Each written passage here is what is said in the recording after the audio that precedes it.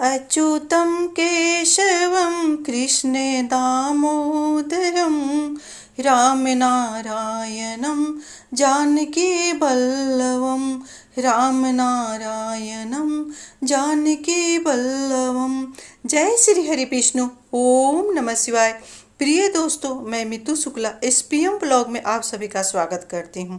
आइए जानते हैं 2024 में भाद्रपद शुक्ल पक्ष परिवर्तनी एकादशी का व्रत कब रखा जाएगा, पारण का शुभ मुहूर्त क्या होगा, हरिवासर का समय क्या होगा, परिवर्तनी एकादशी के दिन कौन कौन से शुभ योग पड़े हुए हैं। तो बने रहिए मेरे साथ मेरे वीडियो में। प्लीज़ मेरी वीडियो अच्छी लगती है तो वीडियो को लाइक करेंगे, चैनल को सब्सक्राइब करेंगे, बेल आइकन को प्रेस करेंगे, जिससे मेरी वीडियो का न्यू नोटिफिकेशन सबसे पहले आप सभी के पास पहुँचे। तो प्रिय दोस्तों, ये परिवर्तनी एकादशी बहुत ही खास माना जाता है, क्योंकि भाद्रपद की शुक्ल पक्ष की जो एकादशी है, इस दिन विष्णु भगवान करवट बदलते हैं पाताल लोक में, इसीलिए इसको बहुत ही खास माना जाता है। देवशनी एकादशी पर विष्णु भगवान योग निद्रा में चले जाते हैं और परिवर्तनी एकादशी पर करवट बदलते हैं, इसीलिए इस व्रत को खास माना जाता है। इस दिन कोई भी जातक विष्णु भगवान को विधि विधान से पूजा करता है और उनका व्रत रखता है तो निश्चित ही विष्णु भगवान प्रसन्न होते हैं। धार्मिक मान्यताओं के अनुसार एकादशी का व्रत जो भी कोई व्यक्ति रखता है, मन क्रम वचन से 3 दिन का पालना करता है व्रत का, क्योंकि ये व्रत 1 दिन 2 दिन 3 दिन तीसरे दिन तक ये व्रत चलता है। पहले दिन नहा खाए से लेकर के बीच का जो समय होता है सो उपवास का होता है और तीसरे दिन का समय पारण का होता है। तो अगर ये 3 दिन में आप विधि विधान से व्रत रखते हैं, नियम धर्म से रखते हैं, विष्णु भगवान का नाम जपते हुए पूजन करते हैं, तो निश्चित ही विष्णु भगवान प्रसन्न होते हैं और शुभ फलों की प्राप्ति होती है। भागवत महापुराण के अनुसार जो भी कोई व्यक्ति इस व्रत को परिवर्तनी एकादशी यानी पद्मा एकादशी का व्रत जो भी कोई व्यक्ति विधि विधान से करता है, जो मनोरथ लेकर स्वयं विष्णु भगवान उस मनोरथ को पूर्ण करते हैं। इतना ही नहीं, इस धराधाम से जाने के बाद जो व्यक्ति एकादशी का व्रत रखता है उसको विष्णु भगवान स्वयं अपने चरणों में जगह देते हैं, फिर उसका इस जगत से आवागमन से भी छुटकारा मिल जाता है। तो प्रिय दोस्तों, सबसे पहले जानेंगे कि एकादशी का व्रत कौन सा करना चाहिए और कौन नहीं करना चाहिए, क्योंकि एकादशी व्रत 2 दिन होता है, एक अस्मार्थ के लिए और एक वैष्णव के लिए। तो जो 10वीं युक्त एकादशी है उसको कभी भी भूल करके नहीं करना चाहिए। अगर आपको 10वीं युक्त एकादशी मिलता है तो उसको प्रणाम कर ले विष्णु भगवान के और उस दिन एकादशी का व्रत नहीं रखे। वहीं जब द्वादशी युक्त एकादशी मिले तो उस दिन अवश्य ही व्रत रखना चाहिए। 10वीं युक्त एकादशी का व्रत रखने से पुण्य की क्षय हो जाती है और मनुष्य के जिंदगी में चारों ओर से दुख दरिद्र घेर लेता है, पापों का डेरा बन जाता है जीवन में। इसीलिए कभी भी 10वीं युक्त एकादशी नहीं करना चाहिए। सबसे पहला नियम, अगर आप 10वीं युक्त एकादशी कर भी लिए हैं तो विष्णु भगवान से उसके लिए क्षमा प्रार्थना करें और आगे से ये ध्यान रहे कि कभी भी 10वीं युक्त एकादशी नहीं करना है। कौन सा एकादशी करना है? जो कि उदया तिथि में द्वादशी युक्त एकादशी हो, उसी को करना है। दूसरा नियम कि 10वीं के दिन सुबह जल्दी से उठ करके अपने सिर के बाल को धो करके स्नान करें, घर का अच्छे से साफ सफाई करें, पूजा रूम का साफ सफाई करें। वहीं जब एकादशी तिथि हो, एकादशी के दिन अपने पूजा रूम का हल्का हल्का डीपली सफाई ना करें, हल्का ही सफाई करें और उसके बाद अपने घर में झाड़ू पोछा न लगाएं उस दिन। अगर दूसरा कोई व्यक्ति है तो आप उससे झाड़ू पोछा करवा लें, खुद अपने झाड़ू पोछा ना करें। अगर मजबूरी है, कोई घर में नहीं है, तो उस दिन आप हल्का हल्का ही झाड़ू लगाएं, क्योंकि झाड़ू लगाने से कितने कीड़े मकोड़े मर जाते हैं। तो उससे आपको व्रत का पूर्ण फल की प्राप्ति नहीं होती है। ये दूसरा नियम।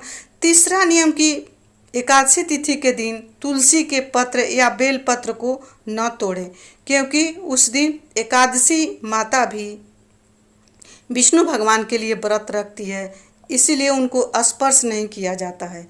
और विष्णु भगवान का भोग बिना तुलसी पत्र के नहीं लगता है, विष्णु भगवान स्वीकार नहीं करते हैं। और एकादशी तिथि के दिन 2 तुलसी पत्र विष्णु भगवान को अवश्य समर्पित करना चाहिए, अपना नाम और गोत्र बोलते हुए। अगर आप एकादशी का व्रत करते हैं और विष्णु भगवान के सामने नाम गोत्र नहीं बोलते हैं तो ऐसे में आपका व्रत पूर्ण नहीं माना जाता है।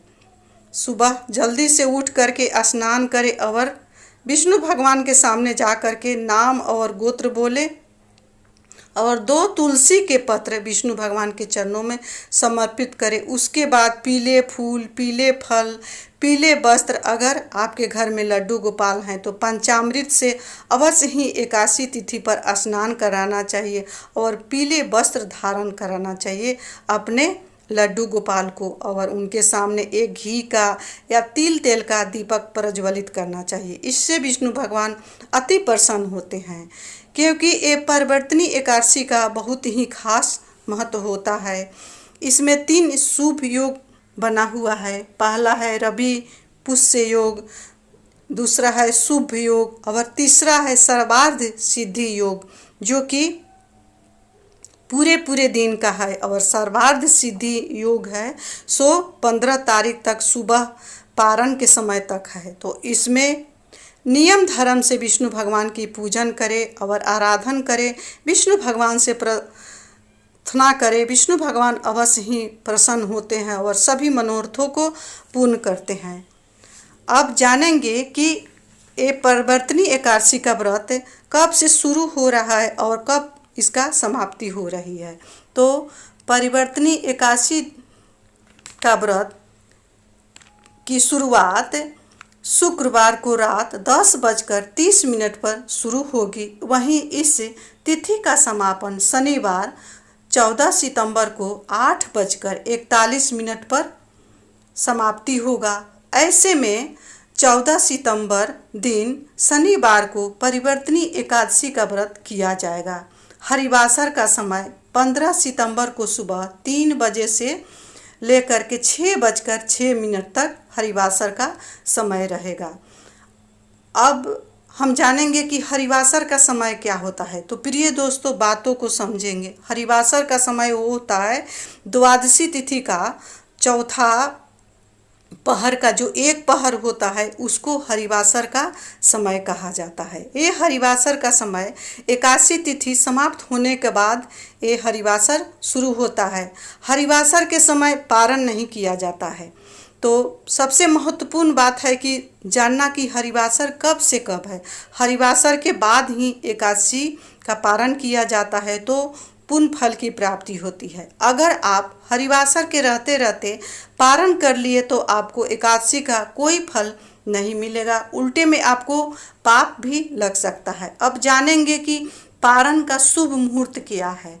तो पारण का शुभ मुहूर्त 15 सितंबर 2024 दिन रविवार सुबह 6:06 से लेकर 8:34 तक है। इसी के बीच में परिवर्तनी एकादशी का पारण किया जाएगा। पारण करने से पहले आप विष्णु भगवान को फिर से फूल से, जल से और पंचामृत से न हो पंचामृत तो आप जल से ही अभिषेक करें, फिर से पूजन करें। विष्णु भगवान के सामने जो उनका चंद्रोदय है, लड्डू गोपाल हैं, उनके चंद्रोदय से ही अपने व्रत को खोलें।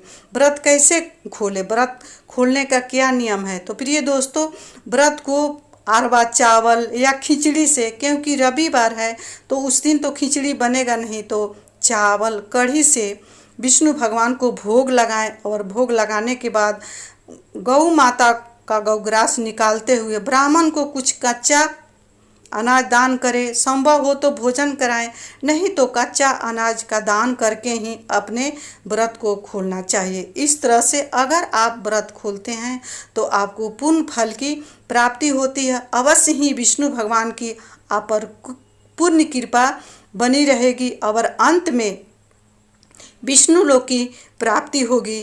तो प्रिय दोस्तों, आशा करती हूँ कि ये मेरा वीडियो आप सबको बहुत अच्छा लगा होगा, आपके लिए ये वीडियो बहुत ही हेल्पफुल होगा।